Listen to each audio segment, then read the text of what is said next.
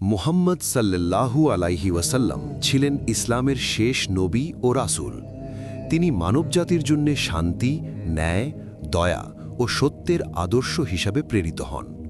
তিনি ৫৭০ খ্রিস্টাব্দে আরবের মক্কা নগরীতে জন্মগ্রহণ করেন।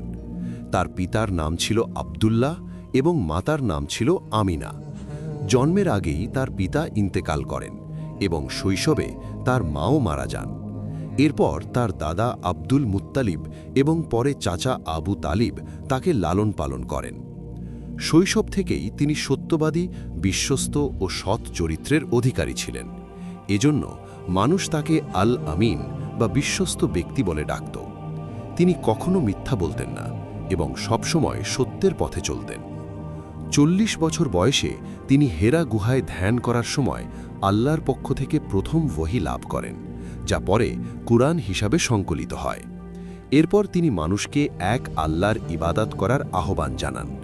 প্রথমে মক্কার মানুষ তার বিরোধিতা করে এবং তাকে ও তার অনুসারীদের ওপর অত্যাচার করে। তখন আল্লাহর নির্দেশে তিনি মদিনা নগরীতে হিজরত করেন। সেখানে তিনি একটি শান্তিপূর্ণ সমাজ ও রাষ্ট্র প্রতিষ্ঠা করেন, যেখানে ন্যায় বিচার, সমতা ও ভ্রাতৃত্ব ছিল প্রধান ভিত্তি। তিনি মানুষকে দয়া, ক্ষমা, সততা এবং ভালো কাজ করার শিক্ষা দেন। তিনি সবসময় দরিদ্র, ইয়েতিম ও অসহায়দের সাহায্য করতেন।